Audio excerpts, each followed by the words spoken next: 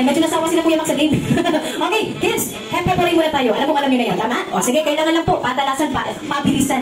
Okay, ready ha? Practice? Practice muna tayo? O sige, practice lang muna. Ready? Baby, yung kamay dapat yan. Okay, again. Okay, ready, start. Ulit natin, tignan natin, practice.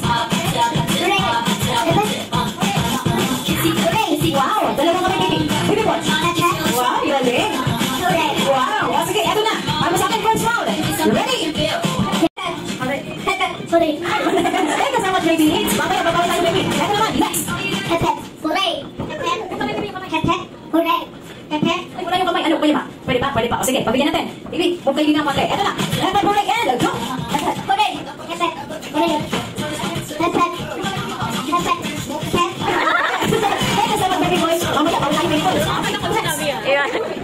Okay, ready, and go!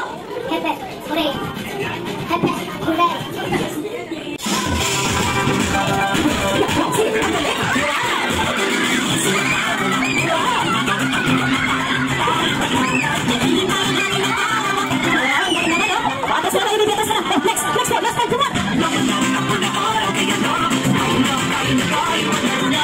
Ayan na, o sige, magdadalhin po yung ating last four. Last four, sino yung next? Yung kamay ni Jay, dali. Ito na, last four, come on! Galing! Ito na po, last three na lang po, last three! Go, baby girl, last three, come on!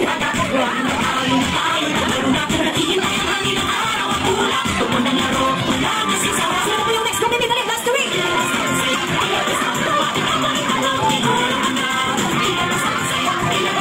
At ayan na po, last two na lang po sa Team Amara. Yes! Ito na, last one! Last one, come on!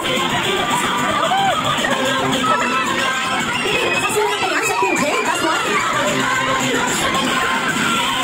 Yes, last one!